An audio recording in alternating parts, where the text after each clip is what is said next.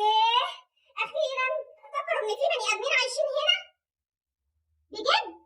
الله، أيوة بقى كده، ده عربية جوزي اتبهدلت من التكسير بتاع الشارع والطوب والزلط. يا فرحة ما تمت. يا لهوي ياني، مالك؟ في ايه اللي حصل؟ البت نورة بنت أم كريم مالها؟ في حاجة حصلت لها ولا ايه؟ وقعت في البلاعة اللي في نص الشارع وهم بيركبوا البلاعات، نسوا واحدة وما خبطوش حواليها حتى أي علامة ولا أي حاجة، والبنت يا عيني في المستشفى دلوقتي، دخلت العناية المركزة. يا لهوي يا عيني يا بنتي، أنا هتجنن الراجل ده كده كتير، أنا ما بقتش متحملة. اهدي يا أختي، في ناس عايزينك، ابعدي يا شيطان ابعدي يا شيطان، خلاص هتهدى اهي، خلاص بقى. اسكتي يا زينات، بجد الراجل بقول له كل يوم على فيشة التلاجة حوالينها غامق كده ومش مرتاحة لها. ايوه وبعدين عمل ايه يعني الشملول؟ شال الفيشة ولا ايه؟ يا ريت، ده مطنش خالص، المفروض كهربائي يجي او يتصرف يغير لي مكان التلاجة، اهو يهبب اي حاجة بدل ما هو قاعد كده. يا لهوي، بس ده خطر يا زيزي، خلي بالك، زني عليه، ربنا يسترها عليكم يا رب. ما تنسوش اللايك والفولو والسكريب، وفشروا الفيديو في كل حتة عشان نوعي الناس وما يتكهربش كلنا. بنتي يا زيزي، ايه ريحة الشياط دي وكمية الدخان دي؟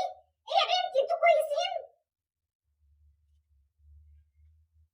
الحمد لله جت سليمة، احنا كنا هنروح فيها لولا اني بالصدفة دخلت المطبخ اعمل لي سندوتش، كان زمان النار بقت في كل حتة.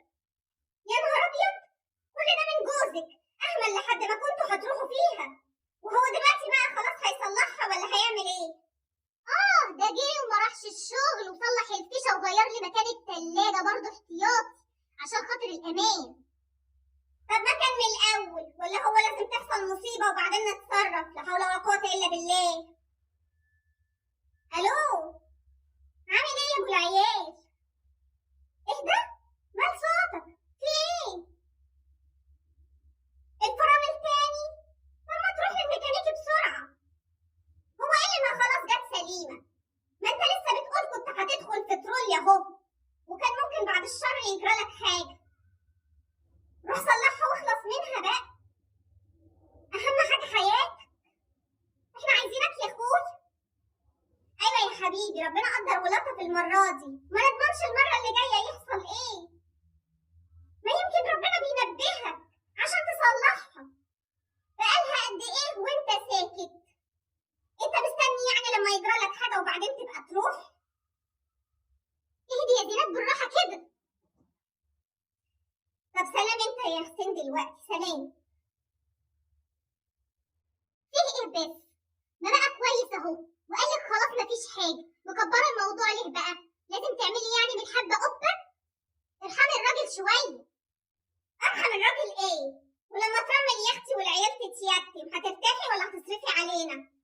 الإهمال ممكن يؤدي إلى مصايب وكوارث إحنا مش قدها. ما ينفعش نهمل في حاجات مهمة ونقول جت سليمة، ولما تكبر تكلفتها، وساعتها نقول الظروف وحشة، ونفضل نهمل لحد ما تحصل الكارثة الكبيرة. ربنا يسترها علينا، لازم نفهم إن إحنا مش بنحمي نفسنا بس، في أرواح كمان معانا.